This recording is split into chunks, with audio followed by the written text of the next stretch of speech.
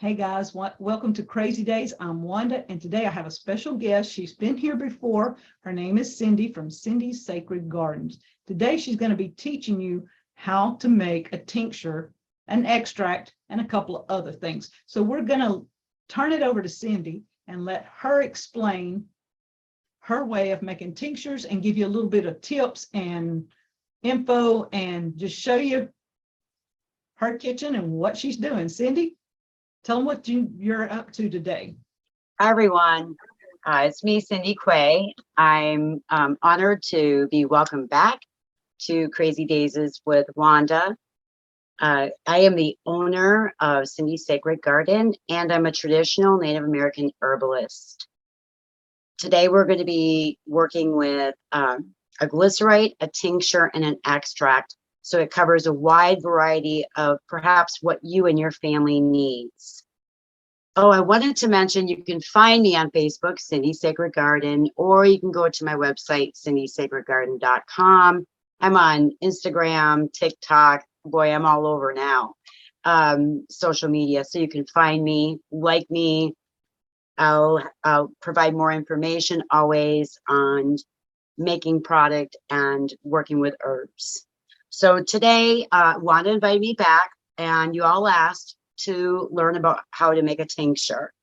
So tincturing or making a glycerite or an extract is a way for you to utilize your plants or native plants, whether it's in your garden or that you're harvesting, into long-term apothecary medicine for your family, friends, to take care of your health and wellness.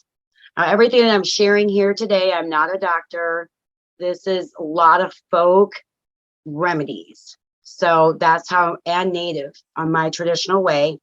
But this is what we do and have been doing for many, many moons, and making sure that we could take care of ourselves during times where Western medicine isn't absolutely needed.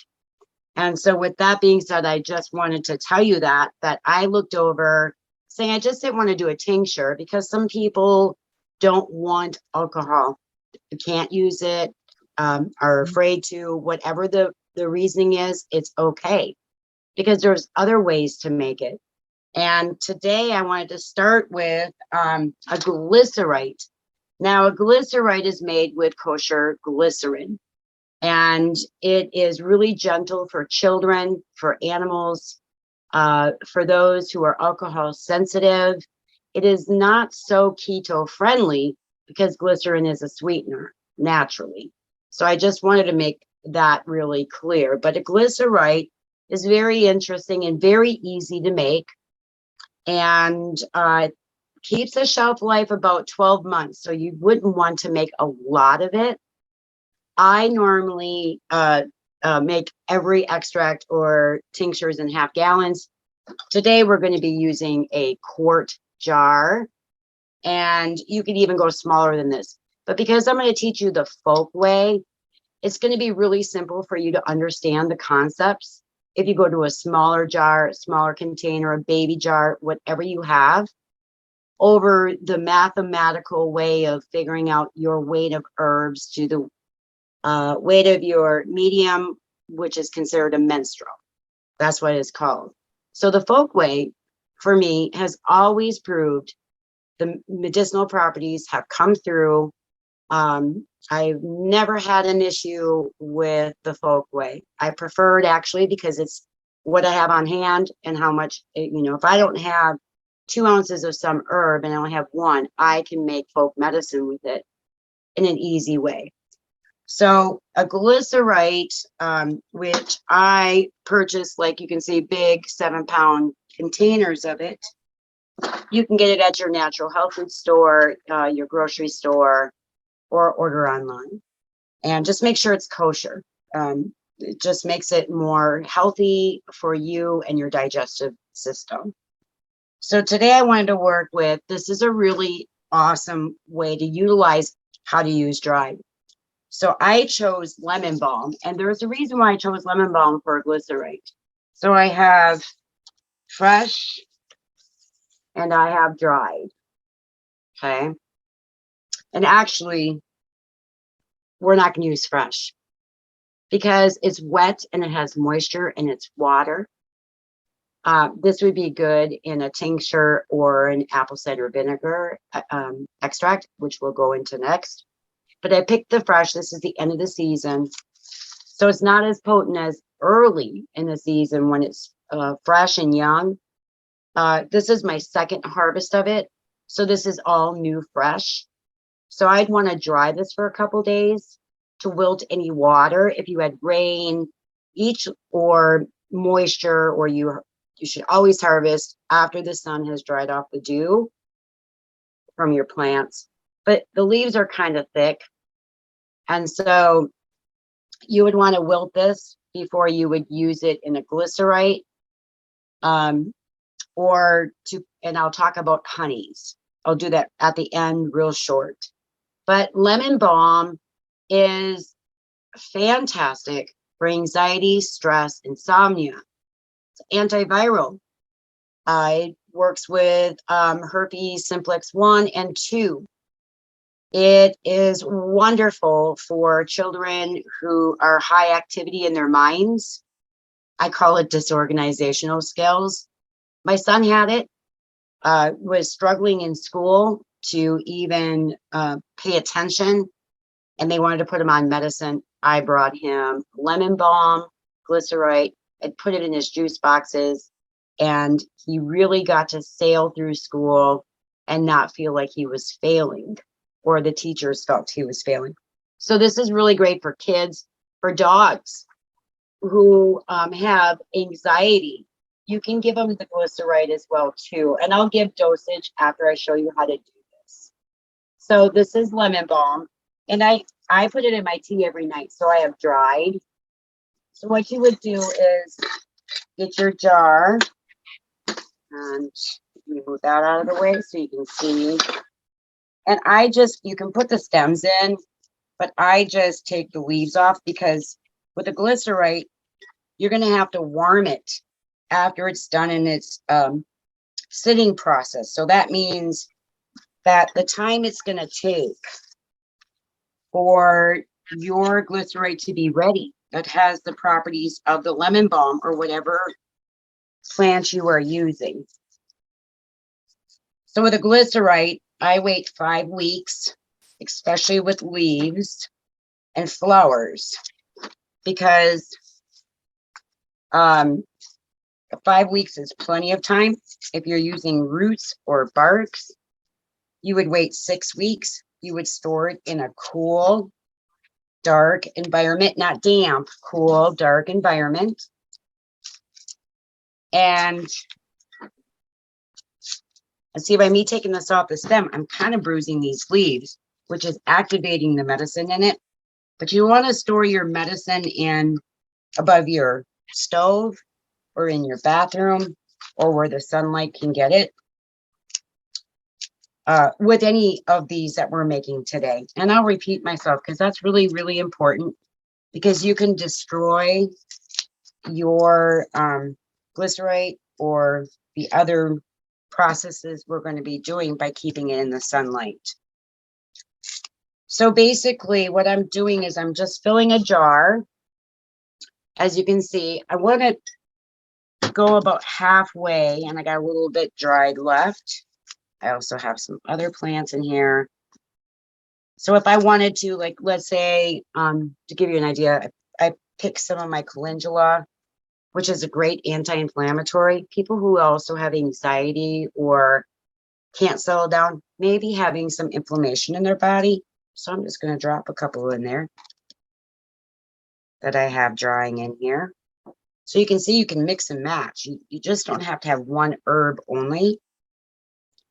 The calendula is amazing, natural, anti-inflammatory for your body. When they mix things, can you give them an idea on how to mix herbs to know which ones to put together? Is there a book or something that you could tell them that would tell you pairing things together too? Because that might be an interesting thing.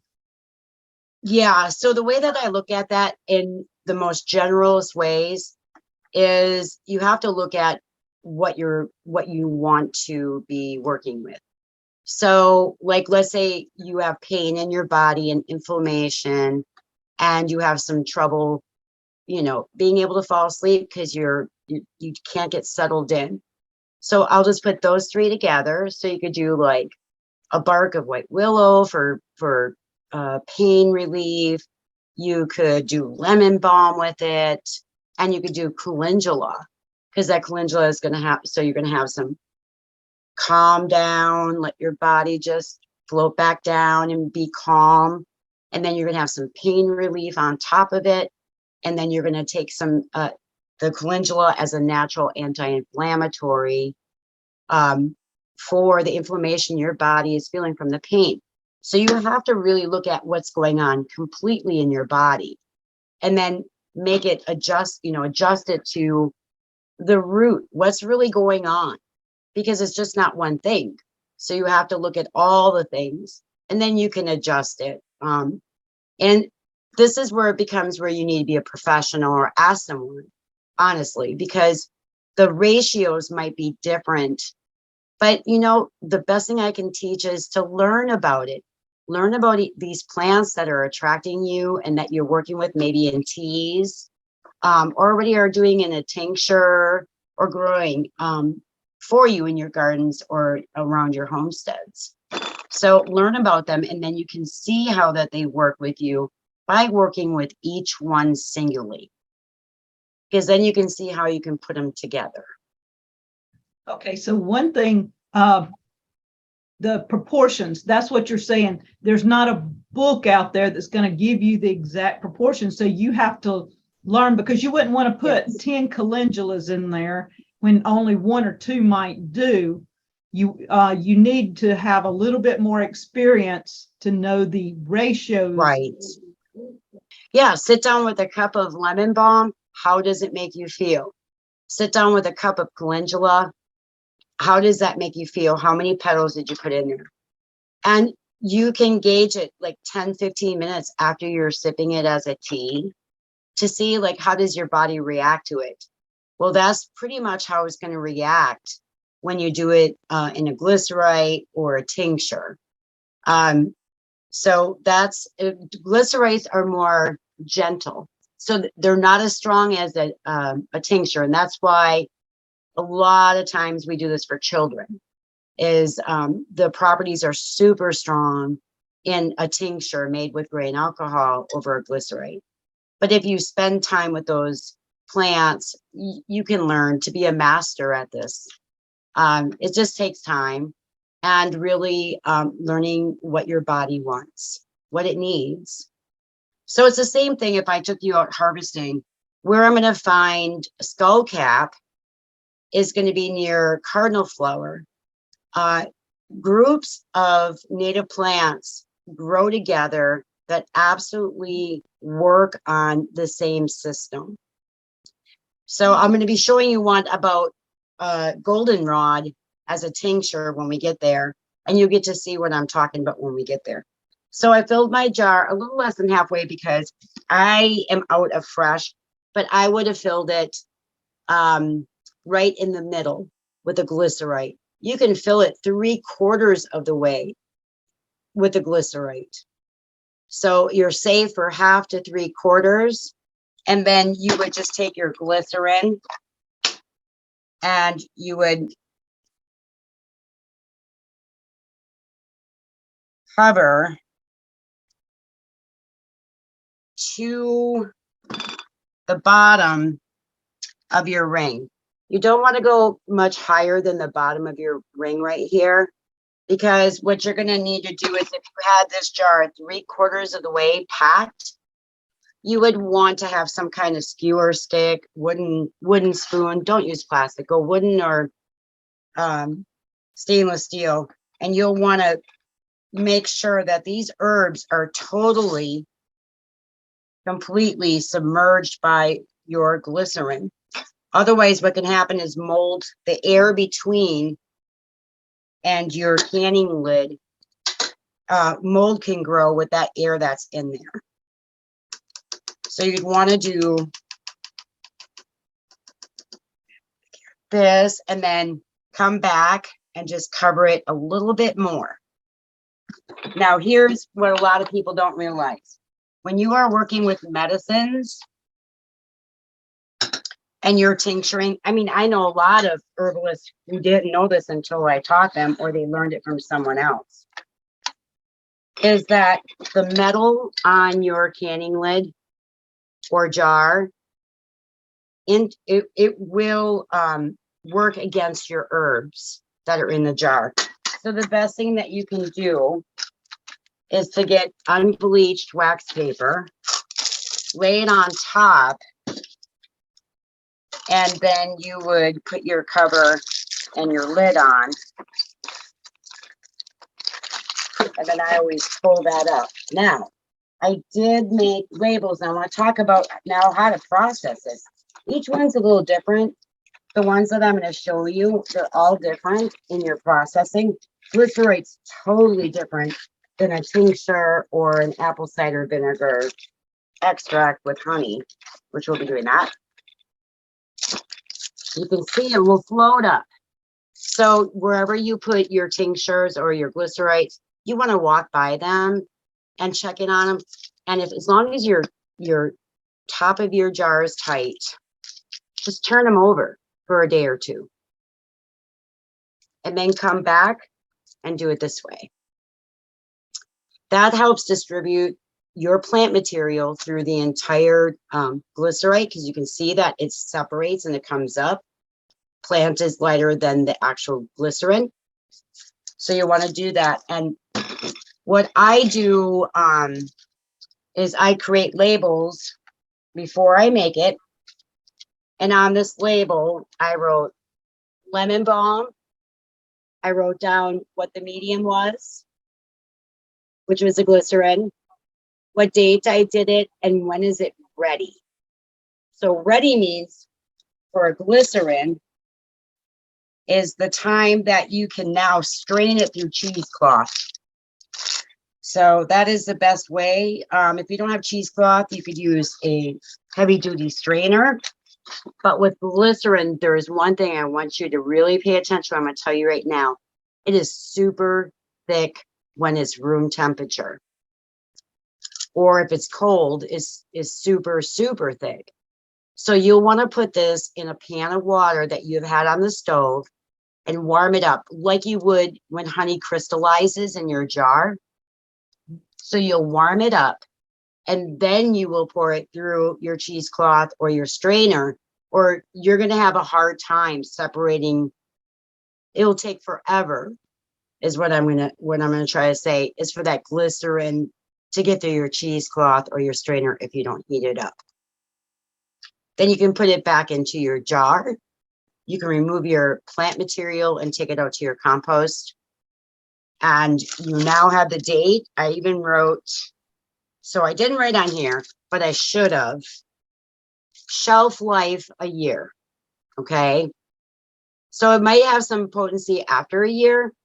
So this is where you wouldn't want to make a big amount if you don't see the need for, if you're a smaller family or you're not going to use it as often, go with a smaller jar. And in that smaller jar, you would fill it half to 3/4 of the way, fill it up with your glycerin, cover it with your unbleached wax paper and your top, and then make sure you know when to strain. This is really important. So I also write this on my calendar, because I still have calendars. I've got 3 in my house. Most people don't have them no more, but I do. And one is just for tinctures and any medicine that I'm making that is in a waiting period. So this is really good. And so for children with a glycerite is going to be different than with a tincture. So a glycerite, because it's mild in preserving the properties, they could have up to 2 teaspoons at one time. And the best way to do it is to put it into a juice, some kind of bubbly flavored water that doesn't have a lot of other sugars in it. than straight on the tongue because it's going to be super sweet. So you have to dilute it into something. For my son, when he was struggling in school, I got him organic juice, and I would put 2 teaspoons in his little 3.5 ounce juice cup, and he would have that for lunch. So a glycerite could be taken anytime that you want. There is not like a time limit, like I have to wait 3 hours, or, you know, I'll do it in the morning, do it at night. The best thing about having these natural medicines like this is you take it when you need it. And a glycerite is safe to take at any time for whatever is going on. So I wanted to show, I only have one other glycerite that I sell here. Well, it's not even on my website, which is fresh milky oats. I will be putting it on what I made.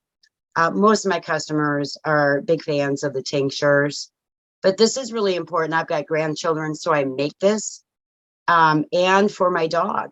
And dogs will take this really nicely too. And you just dilute it in a little bit of water for dogs. I don't know about cats, and I'm not for sure about horses, but dogs are amazing on glycerites. So that is your lemon balm calming. And you can I don't know if you can see it, but already the glycerin is starting to turn a light green color. So it's already picking up the properties of the leaves. Wanda, do you have any questions on that? Yes. So you're doing this one. Can you give them about 2 or 3 other combinations that is really good for children and older people that need something in a glycerite?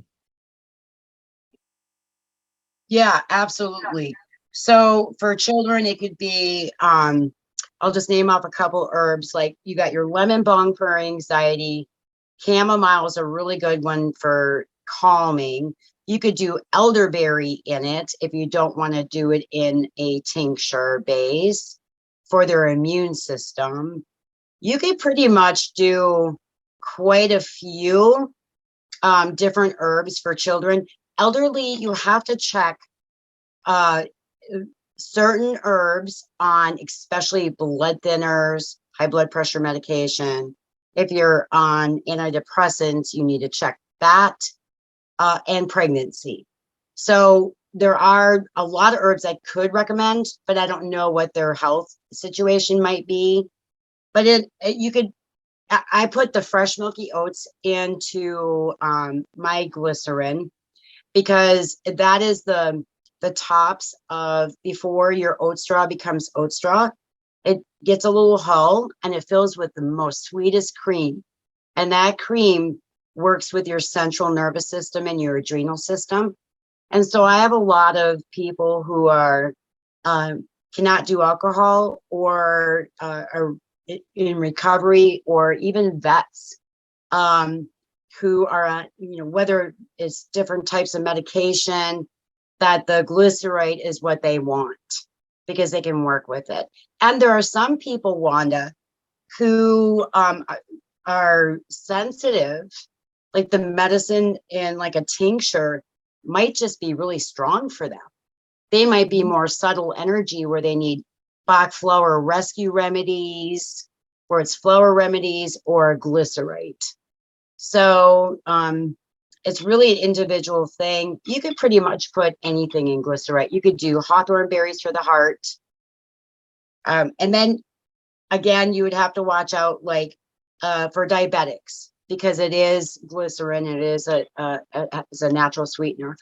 So that's the only downfall of it. But the best part is it's gentle, it's kind, it's easy to make, and is, you choose which one you think is best. I definitely went for lemon balm. So that would be my number one. Like that would be something I would make to have, even if I didn't know what I was doing, knowing that it's an antiviral. So you're talking colds, flus, or if you get cold sores, and then the anxiety, stress, we all got that going on. And then we have children who really resonate with it and don't seem to have a reaction like with Western meds, some children have reactions to what should work for them and they need something opposite. So lemon balm is probably one of the best out of your garden. You could do chamomile, you could do anise-hyssop for digestion. You could make your bitters and put it in glycerite if you didn't want to do the alcohol. So there's a lot of options there. Okay, so this one is really important. And it's going to bring a whole different idea to getting minerals from your herbs. So this one is using apple cider vinegar, the mother. The mother, everyone knows, she's in there. And I always go for organic. So apple cider vinegar with a touch of honey, and I'll teach you, this one's a little more for any time you want to work with apple cider vinegar. There is a ratio of 3 to 1. So that's 3 parts of your apple cider vinegar to 1 part honey. So apple cider vinegar also helps in many other ways. People take it for digestion, for good health. I mean, I could go on and on about it. But this is a really, really great way, apple cider vinegar, is to get minerals out of there's 3 top plants to really get minerals out of. And why do we want minerals? Well, if we're taking supplements and it's a hard tablet, chances are it's not breaking up in your body. If it's a gel cap, you don't know if it's even opening up or if your body's just letting it go. You have no idea if your body's really receiving what you want for the minerals. So the 3 is stinging nettles, alfalfa, and horsetail. Those have the most minerals of the 3 plants that grow anywhere for mineral richness to help our bodies in a more different way than a medicine. But stinging nettles is still a medicine, so you're going to get some of the medicinal properties. But basically, if you're really working with apple cider vinegar, it's the minerals that are really activated for you, more so than the medicinal properties. So with apple cider vinegar, it's a different way of how you would do this. And the shelf life, again, would be like a glycerite, so 12 months. So you want to think about how big of a bottle you want to use, you know. A lot of people use this for like their, not elderberry, the fire cider.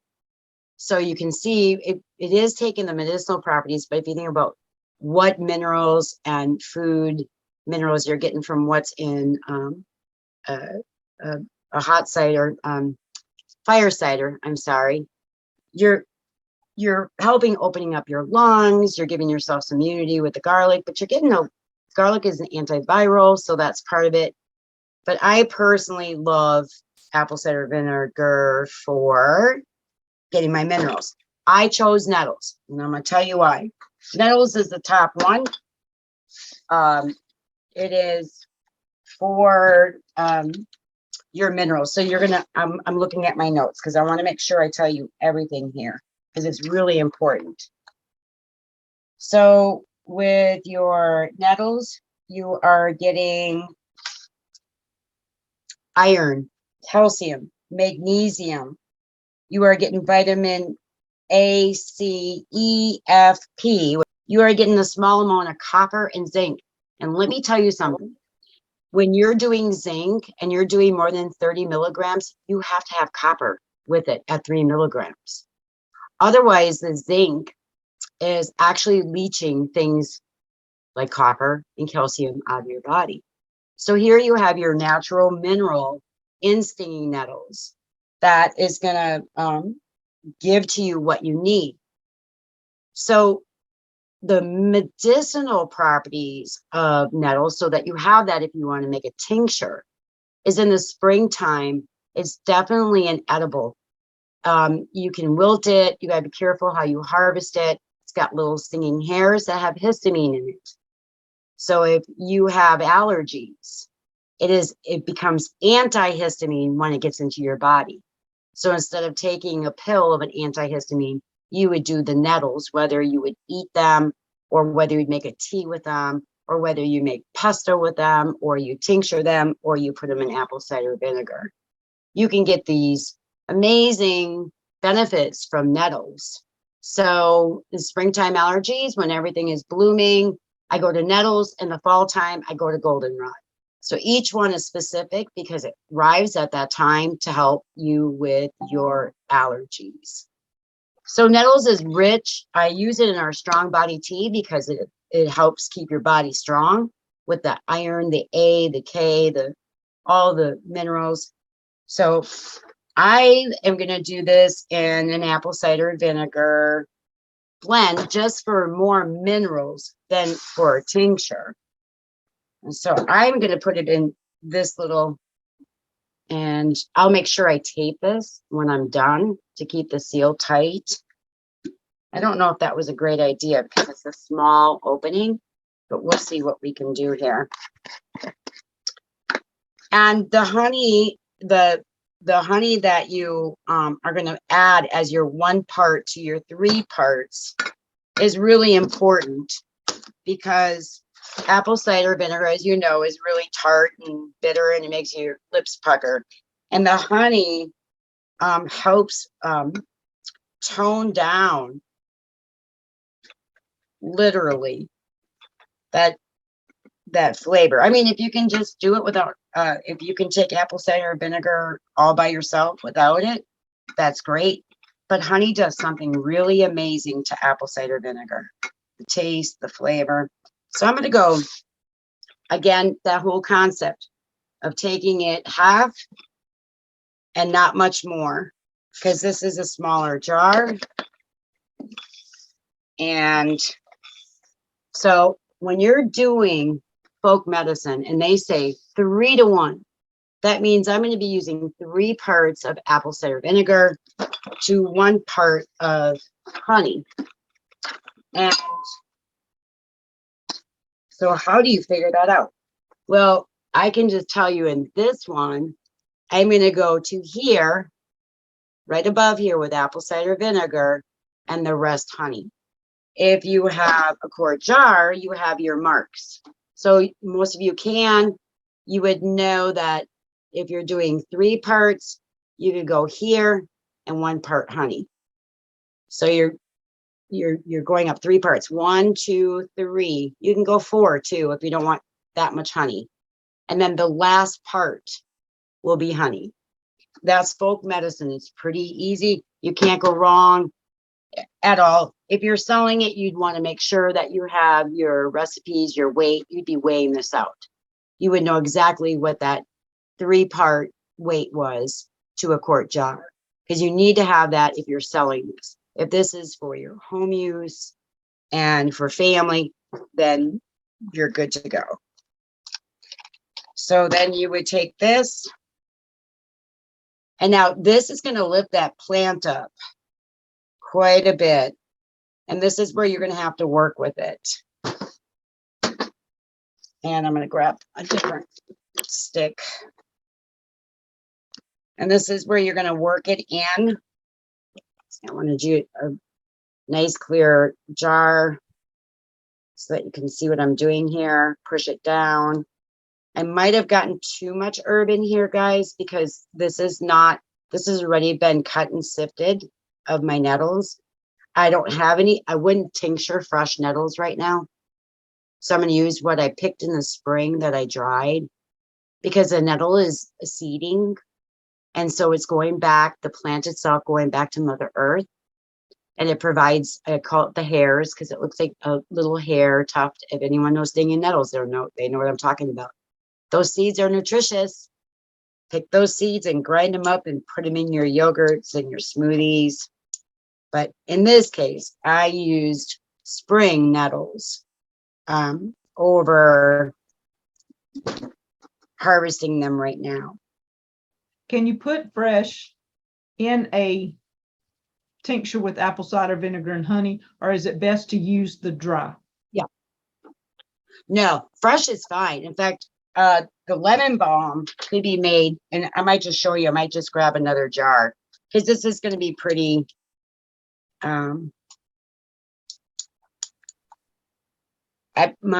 my apple cider vinegar is really up to here. You can't tell in here because of all the herb.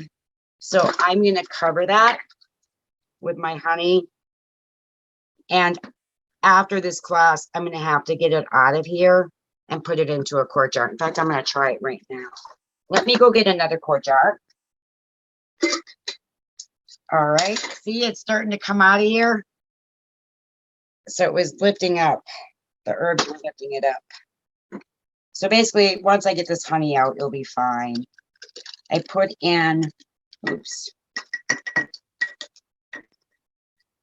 And yes, we make messes. It's easier to clean up if Yeah. you do it in a quart, and lots of times a wide mouth is a lot easier to clean up than those jars with Oh. the little bitty things. Because when I did herbs years ago, the little one, the jars like you had with the cute little tops are fabulous, but yet they're hard to clean. It's hard to get everything out of. The wide mouths, I always thought my wide mouths were the best. That's the only ones that I use. I use all wide mouth, but I thought it was a cute jar. So you can see cuteness doesn't mean nothing. So convenience is everything. And Wanda is absolutely right. The wide mouth jars are the best. All right. So now, okay, this is great for you all to see this. Oops, because then you can see, oh, something didn't go right. Something that I just didn't go right. Now, what do I do? So this is isopropyl alcohol. It cleans everything real quick. We use it in our shop for everything. And it sanitizes at the same time. So I got my jar cleaned up, and I know now, just by looking at it, how little of apple cider vinegar I have. The herb content is right for this quart jar. So now I'm gonna do the faux part and bring it up to 3.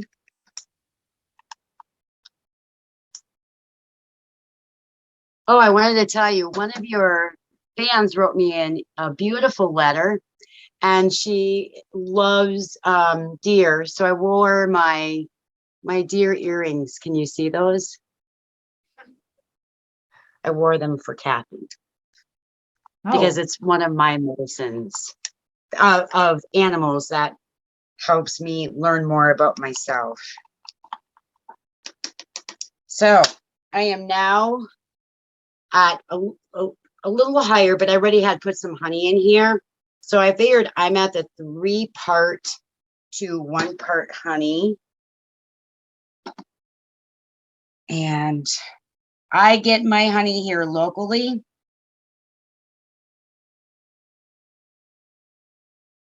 It's the best. It's best to have local raw honey.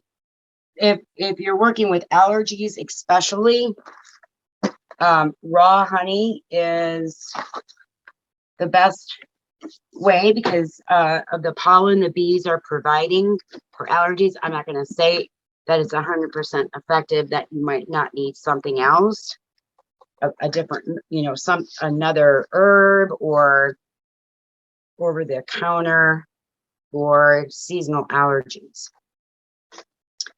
Okay. So I am now going to make sure that I mix in my honey and my apple cider vinegar together.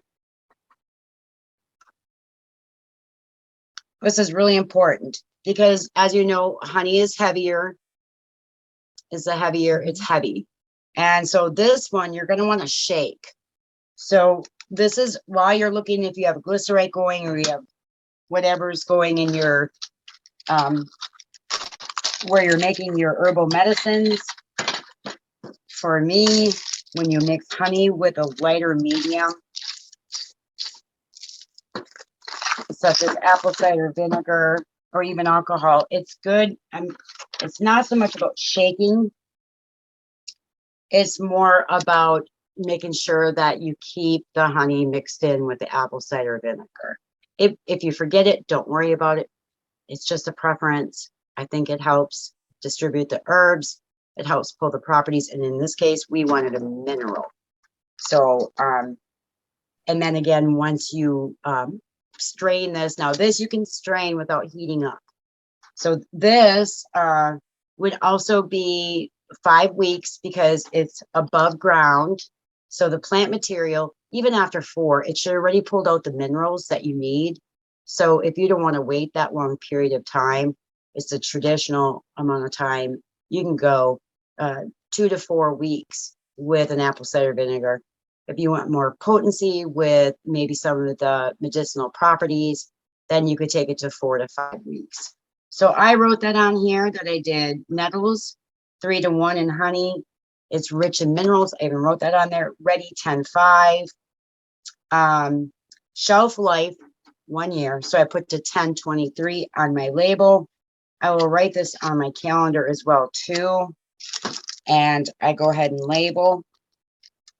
And then, like I said, cool, dark place. And you'll want to just gently do this when you walk by or you're checking in on it before you strain it. This is cut and sifted herb. I would definitely want a higher grade cheesecloth. So I have 90 weight here. 50 would probably work as well too. But if you buy this stuff that's like at the grocery stores, you'll have to layer it several times. So you can go to any fabric store or online to get your cheesecloth that has a higher grade of how tight it's knitted each, so that you don't lose herbs back into your final, this would be your apple cider vinegar with honey. Now, some people don't mind, but if you do, you don't want herbs, then you'll have to strain it well. So we did that one. And okay, so what else can go in your apple cider honey mixture? Can you add combos there, and also give them a couple of examples of other things that they can put in there to have on hand? Right. So I know a lot of people who do elderberries. I know that they do. Now I'm talking outside of being mineral rich. So for medicinals, and they find it works for them. I'm on the fence of that. It really just truly gives you more mineral than medicine, the medicinal properties. So the 3 that I really would highly recommend just for minerals was the Nettles, alfalfa, and the horsetail. So the horsetail right now, I can tell you hands down, is amazing for the silica. The silica is great for perimenopausal and postmenopausal women who are going into osteopenia and osteoporosis. The bones start thinning out, becoming, they get holes, like little honeycomb holes in them, and that causes bones to break. So your horsetail is amazing for that medium of taking care of your bones, your teeth, your hair. So I believe that in apple cider vinegar, the minerals of horsetail is absolutely the only thing you want is for that. Strong bones, strong hair, teeth, nails, and your bones. So that is just an absolute wonderful addition. But you can go online and look for other ways people do it or what they suggest. I know a lot of people who do elderberries in it. I know a lot of people who do other medicines. Again, I'm not for sure if you're really getting the medicinal properties over what the plant has for minerals, if it has any. So that one, I can't really go into big suggestions, but the ones that I did, but in tincturing, I can tell you a lot more. Okay, so the ones you've mentioned, most homesteads don't grow, but is it possible to grow these things on the homestead? And if not, where can they order them? a good source? So these are all native. They're native plants.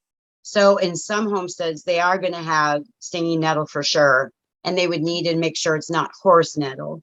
And if they have anywhere where they have a pond and maybe not in certain zones, but in some other areas, horsetail likes wet, damp. They have wet feet. So I've seen horsetail especially grow from California. I mean, this stuff is like 12 feet high over to Wisconsin, down to Virginia, here in North Carolina. I don't know like where you're at. So you can purchase horsetail and you can get stinging nettle seeds. You would want to read about how it grows in your environment. Does it need wet feet? Does it need full sun? You need to take it back to the environment that it's used to growing in. And basically it's rich soil. Most of it's all rich soil, damp, rich soil. So nettles likes to be around compost. You spread some seeds around your compost, you got nettles coming up. So make a compost pile somewhere else for your nettles. So you're not walking into them and getting stung by them, is what the way that I would say for that. For those three, or you can order them already dried and utilize them that way. Is there a company that you recommend to order a dry? Because that's where a lot of people, they can't find a reputable company to order their herbs from. Right. So if you're out west, you have Mountain Rose Herbs, you have Star West Botanicals. I love Mountain Rose Herbs because I know that those plants are grown impeccably organic with clean equipment, solar. I mean, they are so eco-friendly. But for me here on the East Coast, it could take 4 to 6 weeks before I'll see it at my door because their turnaround time is really slow. A lot of people order from them. And then moreover, in the middle of the country, that kind of serves like, your mid farming areas in the Midwest to the East Coast. And it's probably the same if you go out West Coast, is Frontier Co-op. You just check to make sure if you're ordering from them that your plant material is organic. There is some that's non-organic that would be grown here, and then check the country. If it's non-organic, I wouldn't purchase from the USA.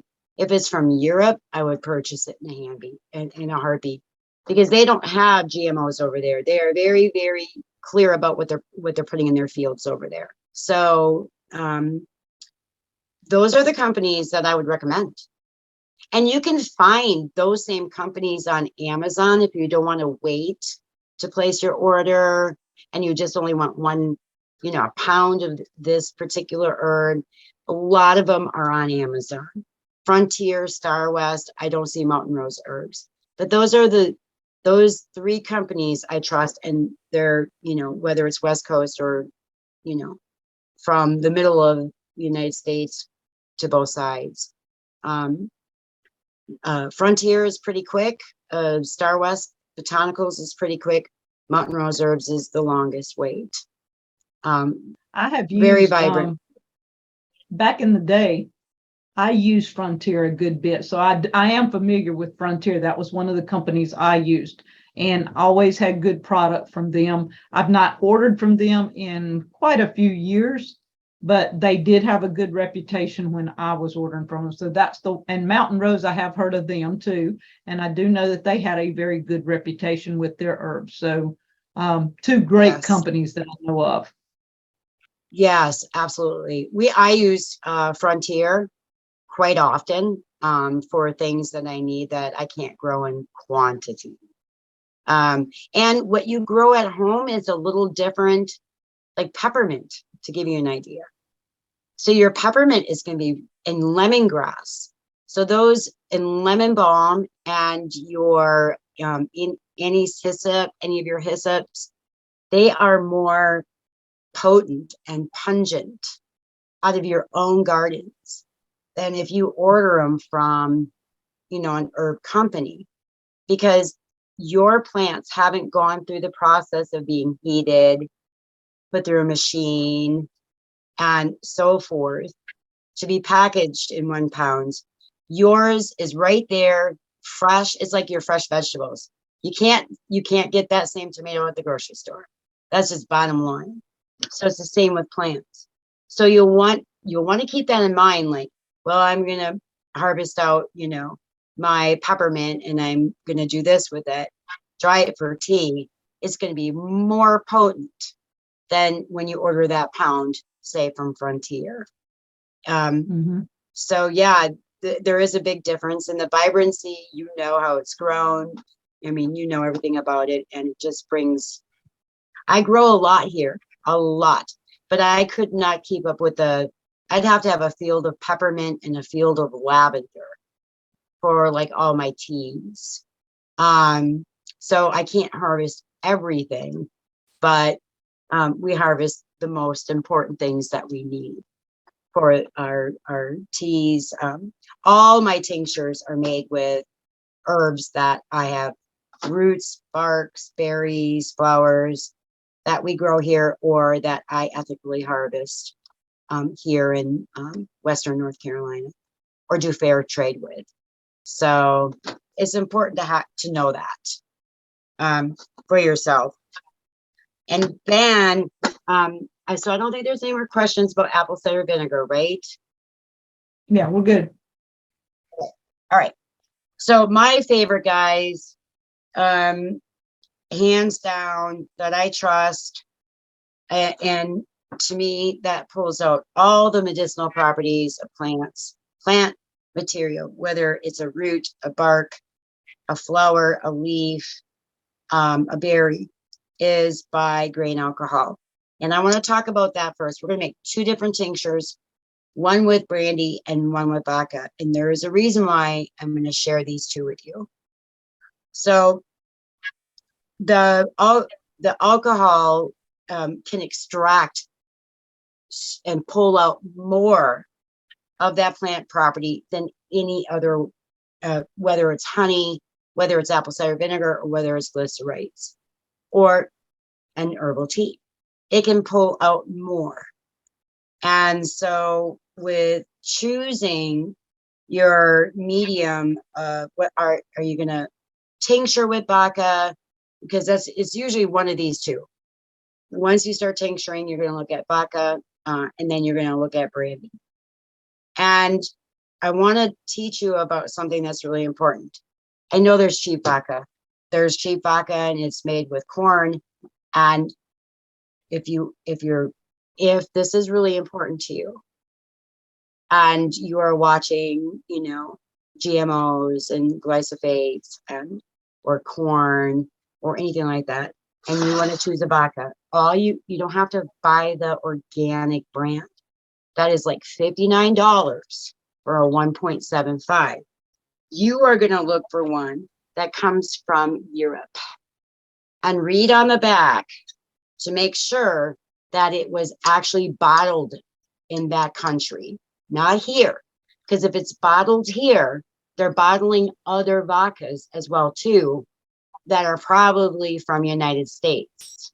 So this one, there's 3 olives. I like the Finlanda. I'm probably not saying it right. This is one of them that I like, and not as much as the other one. They're about $4 or $5 more expensive than your cheap vodka. And it's, to me, it seems to be better for the medicines that I'm using to process this. Now, I want to tell you one more thing. This is really important. I kept you all to the end for the most important ones, because this is my native teachings. So this isn't 100% bottom line. because I'm explaining something to you when we do this. So vodka is clear, and so it's light. And that means flowers, leaves, some berries, anything that grows above the ground does better in vodka. Anything that grows below the ground does better in brandy. Okay. So it is this concept of when you start working with the plants, you understand when you're unearthing that root to make root medicine. Like you could do astragalus, ashwagandha. It could be, I mean, I make so many roots, different roots. Even barks do better in this than in vodka. It tastes better. Some roots are really bitter and astringent. Elecampane is one of them. That's a native plant. That's for your lungs. That's just amazing. It's been used by, it was one of my Menominee tribe's most important plant for really bad lung issues. Brandy and honey will take out that really astringent bitterness from it. So brandy and honey do really well together. So elderberries, even though they grow above ground, they're a dark fruit.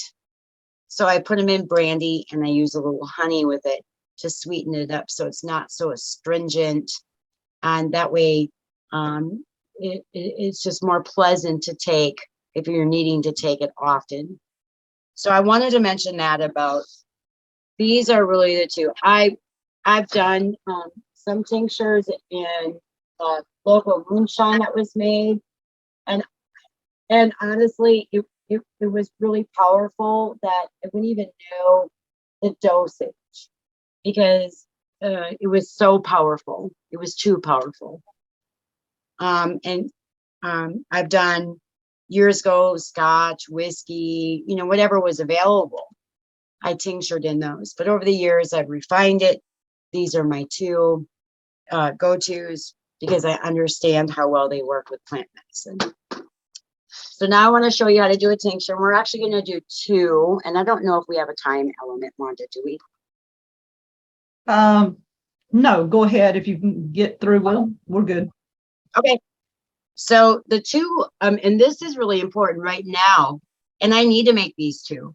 So normally I would do a half-gallon jar, but I want to show you in a quart jar how to do this. And then I'll make the rest later after this. So what I'm going to do is I'm going to choose. So I've got my own goldenrod, and it's looks nice and healthy. It grows here, grows all over. Goldenrod is that plant that's flowering right now, yellow. It's probably around you or in your area or coming soon. And a lot of people mistake goldenrod for ragweed. And ragweed and goldenrod actually grow next to each other. So goldenrod is the antidote to ragweed allergies. So I really like to showcase this because people are pulling goldenrod out of the ground thinking that's causing them allergies. The biggest key to the goldenrod, and I think Danny and I talked about this briefly, it's the bees' last food. So it's their last flower until winter that they get to store up and during their hibernation process. So we want to give our bees the last of the food that they can get.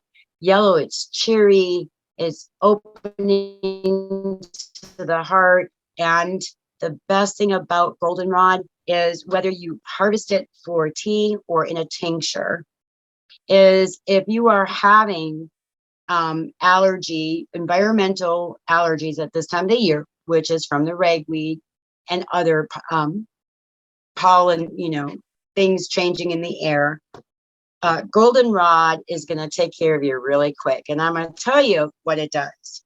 So if you have a clear runny nose and it just keeps running, that is allergies. you are allergic to something environmental that is going around, and you and many others.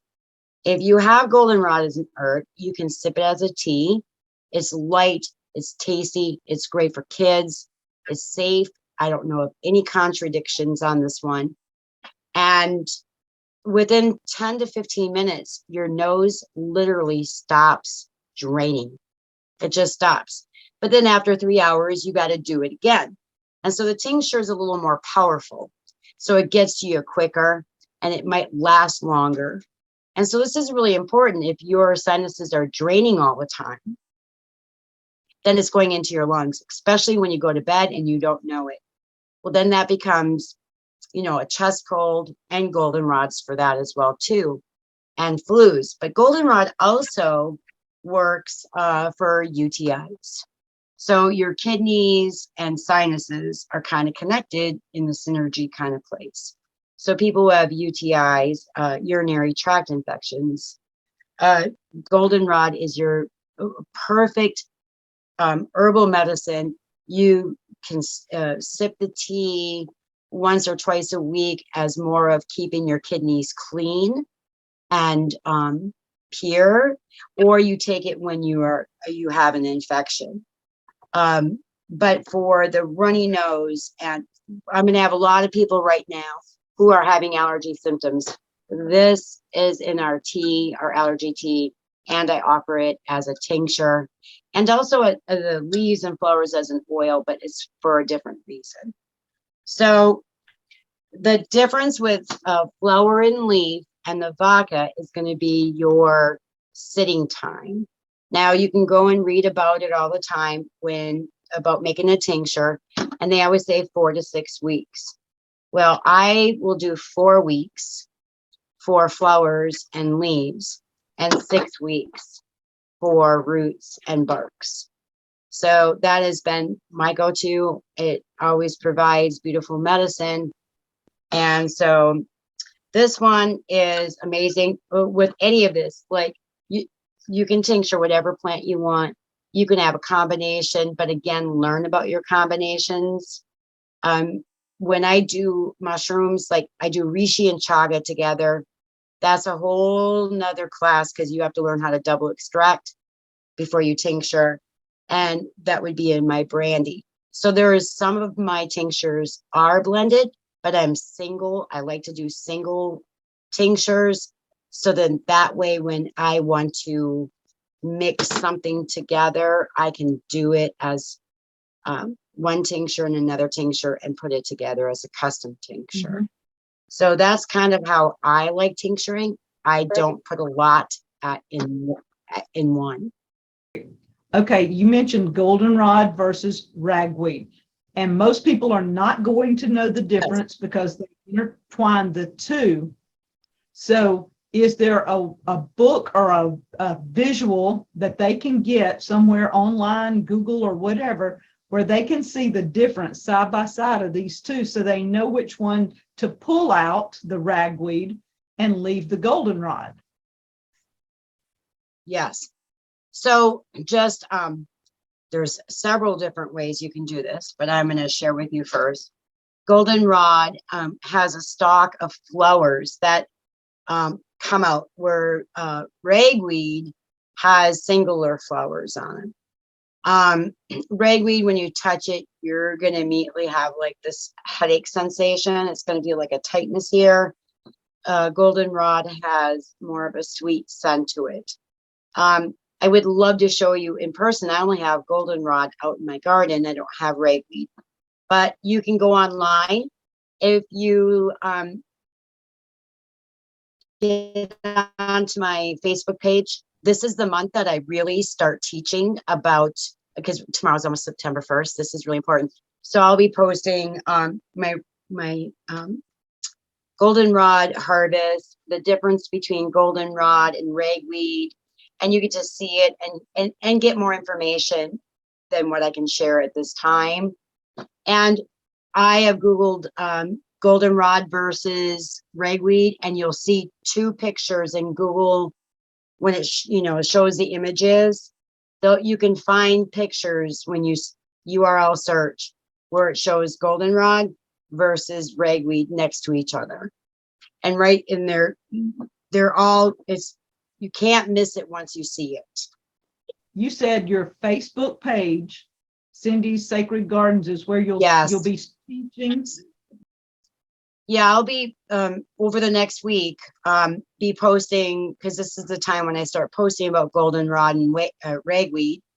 And then I do have some beautiful videos that's on my YouTube channel, Cindy's Sacred Garden, that will be released, that are just waiting because I had them re-edited and to teach more about it. And yeah, so those two places, you'll be seeing that within the next 7 days.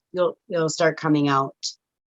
And you can go to my website and read about goldenrod. But I will tell you one big hint. You will not see bees on ragweed. The honeybees, they'll be on the goldenrod. And you'll have to ask permission if you can harvest, because there's going to be so many of it. So that's kind of a really good telltale sign right there, is your honeybees are where they're getting their honey from, or their nectar from, their pollen for the winter months. So with a tincture base, it's pretty simple. With flowers and leaves, I tend to use more in the tincturing process than I do with, and I'll do a berry next to show you, because for the simple fact that it's a lighter weight, and so the alcohol may come out quicker, pull the properties out quicker, and you may not know in 3 weeks that it's actually done. So I just, as a hindsight, I've got both flowers and leaves in here. And this is a quart jar again, guys. Oh, before I fill this, I'm going to say this now and I'm going to say it again. For children under the age of 13, it is when you are done with your tinctures and you're ready to use them for medicines, write on your label so you don't forget this if you have children, or write it somewhere you'll remember. After a while, 1 drop per 10 pounds. So with goldenrod, if you're trying to clear up the sinuses, let's say that they have a runny sinus, they get up and it's just clear and runny. If they, 1 drop per 10 pounds. So if they're 100 pounds, that's 10 drops. Okay, that's how it would go. But because this is a chronic thing going on, and because it's the tops of the plants, and you're trying to dry up the sinus cavity with all the excess mucus, is that this is something that you could do several times per day. Now with children, if you're concerned about the alcohol, the best way, or if you are, is to get a little 1 ounce glass of very hot, warm to hot water, and put your drops in that water. That hot water is going to dissipate the alcohol right out. It's the same as when you cook with alcohol. Cooking releases the alcohol out. So that is a safe way to I guess I'll use the word, treat your children and their dosage, and without the alcohol in the tincture. But the medicine will still be there, guys, just like the flavor still is when you cook with it. So in this one, I'm just going to kind of pack it down, and I'm again going a good half of the way. Kind of my general rule for folk, for leaves and flowers, light material. And you're going to want to do now. I've gotten used to doing 100% tinctures, which is like a mother, which is like the mother, and then I dilute them afterwards.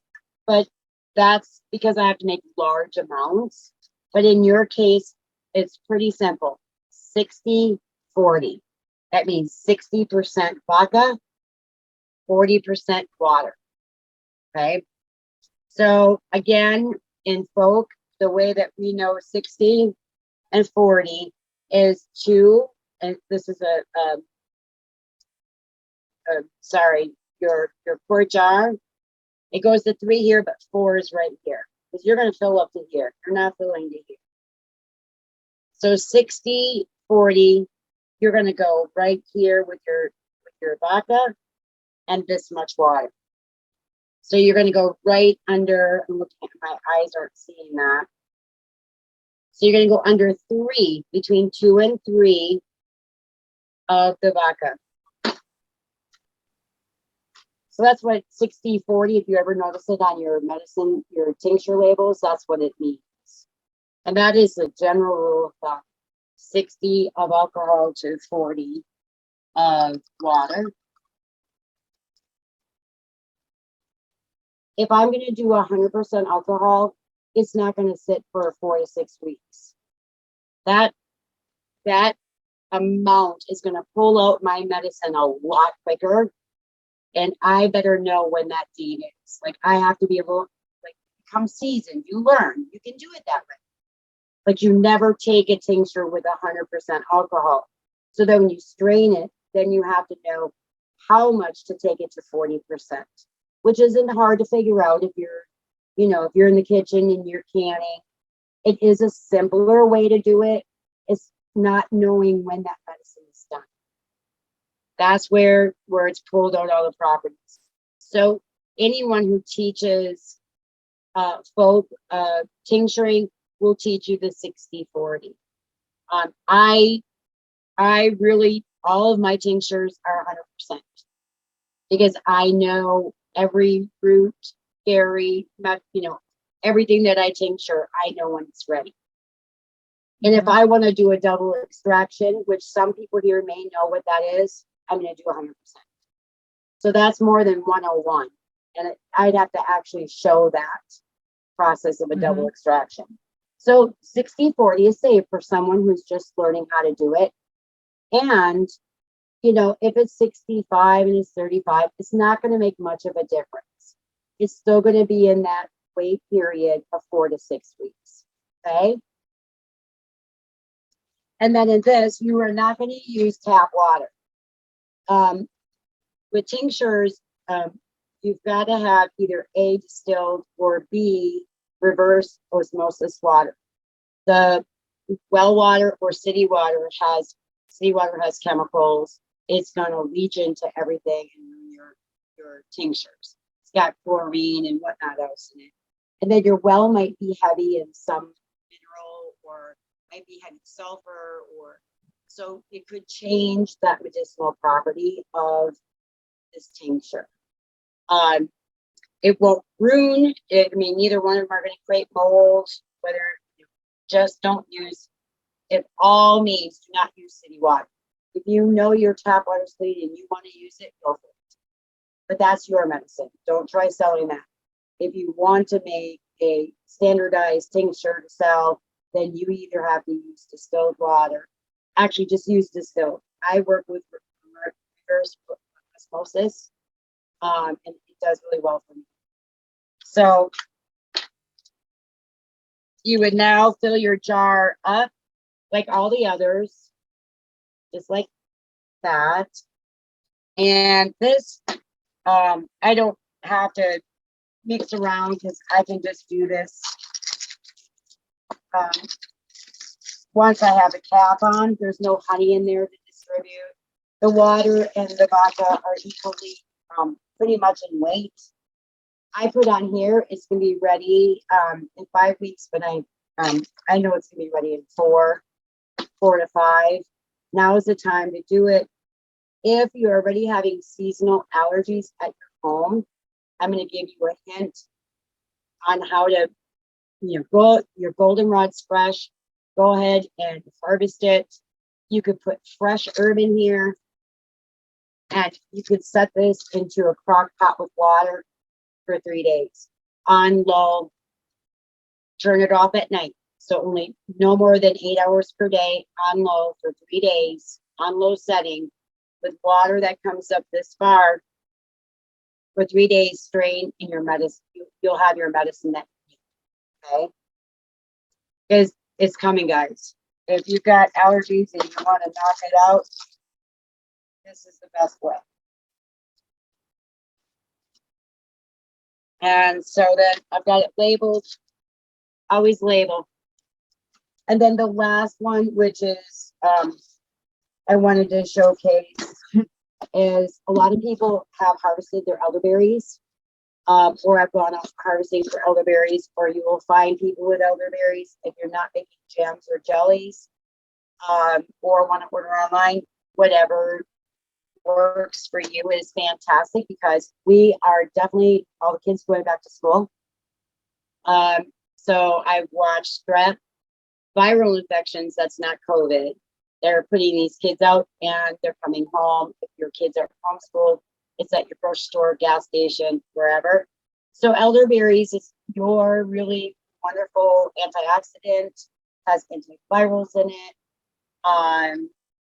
You take it as a preventive, and I don't mean like you won't get the cold or flu, but that it can help boost your immune system. Elderberries, though, for people who have autoimmune deficiencies, you need to just test it. It may not work for your body. It may maybe you have lupus.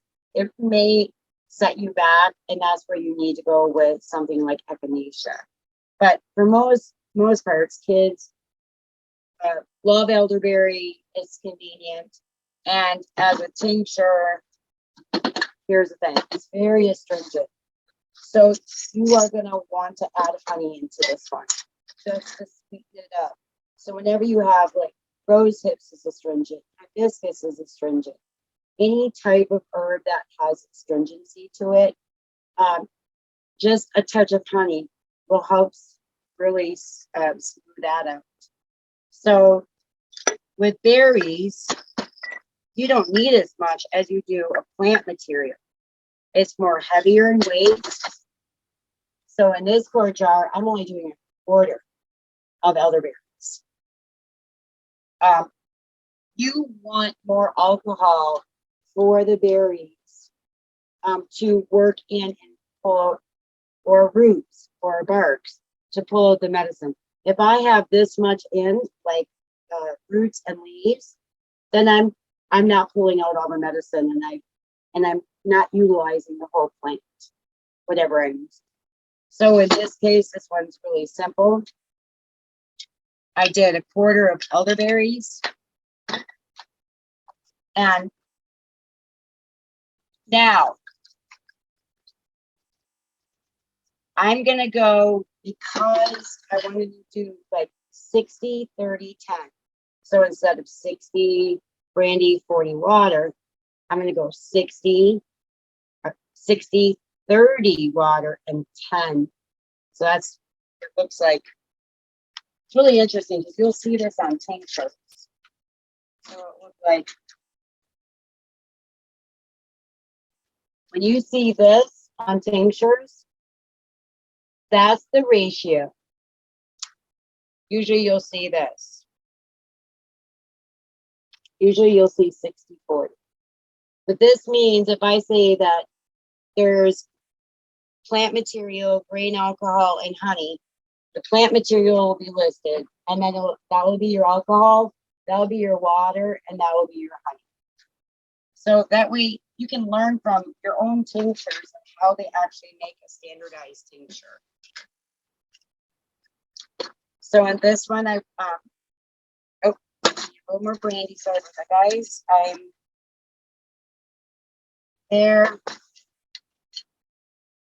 Now, I like to, this one you're going to want to stir for sure. I do my 100% with this one, and then I change it afterwards. So there's that, and then your honey.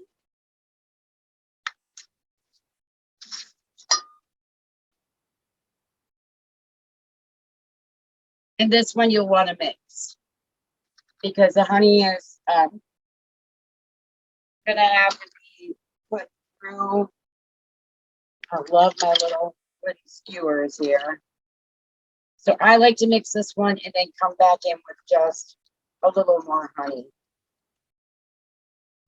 You could do brandy or honey at this point.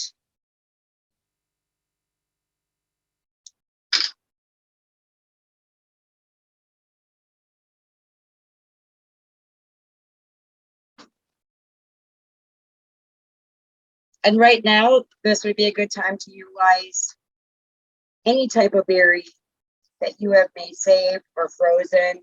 There are so many different berries that have a lot of antioxidants, a lot of vitamin C, even your rose hips. It's just not your elderberries. This is berry time of whatever you put up, and you didn't make jams and jellies, but that you can do medicines like chokecherry, service berries, aronia berries, elderberries. So there's that. And I would see how nice and dark that is. You can't even see the berries in there. So that's why you'd want to mark your calendars for sure. Yeah, there's probably there's good vitamin C in those. So you could actually tincture it. I'm sure there's other vitamins. And I'm telling you, vitamin C during the winter is really important. That's when, some of these have more vitamin C than an orange. So, I mean, you can get quite a bit out of it. If we are in a place where we can't get fresh fruits no more, I'm hitting my berry medicine because I'm going to need it so I don't get scurvy or constant colds and be sick. So that vitamin C is very, very important to our bodies. So yes, get your berries, tincture them up, use them as medicine, for sure. There's one more thing, Wanda, I'm gonna share with you, and then if you have any questions. So let's say you're not you're unsure about whether you want to do any of these. There is one last thing on how to save medicine that herbal medicine from your gardens that you can use in the winter. And that's straight up honey. So I've got in here, I've got my bee balm flowers, my red bee balm flowers. I wilted them for a few days. And because you don't want to put wet flowers, you want to dry your flowers before you put in honey or it will turn into mold. You can use honeysuckle. You can use bee balm flowers. It's just amazing what you can put into honey by itself. You can just put the elderberries in your honey. And I let it sit for 4 to 6 weeks. And when I have a sore throat, red poker throat, or I'm coming down with a cold or flu, I'm just going to put this honey in my tea. And I'm actually going to put the flowers as well in my tea. Not only is it beautiful to look at, but some of them become kind of like crispy. They have a nice texture. There's just something lovely about honey and flowers. Children love it. They love to see this as a form put into their tea or straight up. So this is one of my mini honey. This one with the bee balm, I will definitely use if I have sinus or lung infection going on. My honeysuckle, I like to use if I have a really red throat. It just is so soothing, and it helps with the healing of a red poker throat. So you can just do honeys. I'm really proud of my honeys. These are my favorites. So especially if you're a tea drinker, it's even better. All right, yeah, Wanda, I know I gave a lot of information, but I wanted to keep it as basic as possible. And again, if any of your customers have any questions, they can reach out to me via my website. I receive the message in my customer relationships department, and I answer them personally myself. Sometimes they do end up in my spam folder, and I do apologize for that. I will be more diligent in looking in my spam folder if you are emailing and don't hear, or just send another email. I really want to answer your questions. Well, Cindi, we thank you for coming today. And the honey is like super fantastic because I have done garlic honey, and I took and put my garlic in the honey and left it for several weeks.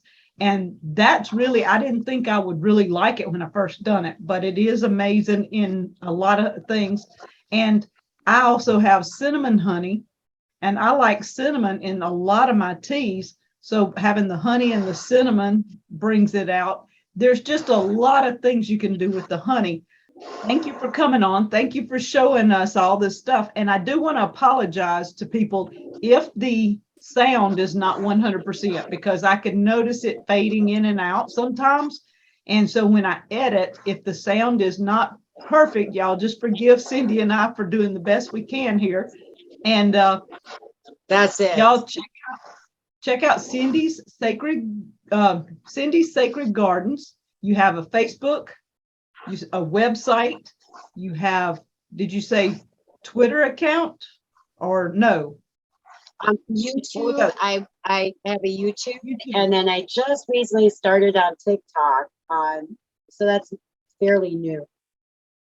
Okay, TikTok, Facebook, your website, and your Facebook.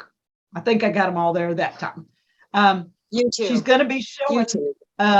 You're going to be showing the ragweed and goldenrod. What was it? Goldenrod. Goldenrod and mildew. Yep. On your Facebook, this starting September 1st, you're going to be showing some things, and one of them would be harvesting goldenrod and the difference between goldenrod and ragweed. I think that's very important for everybody to know right now in this season, because it does hit me. It hits my chest, and I understand that. And when I was studying herbs, it was very, very hard to figure out, because a lot of the places didn't show the difference in the two and things like that. And I'm glad you're going to be showing them some of the things to look for. And you gave them a few tips here today. And for that, you know, I learned something, and I hope all our people learn stuff. So y'all check Cindi out, and thank you, Cindi, for coming. Thank you for taking your time to set up and show them all how to tincture and do glycerite. And what was the other one? I forgot. The apple cider. And regular tinctures. Yep. Tinctures, extracts, and glycerites. That's it. All right. And Cindi, we'll probably have you back, because I know they're going to have questions. And Cindi's going to come into our forum, and when she sees the questions, she will be trying to help monitor and answer any questions you might have. And I'll try to do my best too. So thank you guys from Cindi's Sacred Garden and Crazy Days.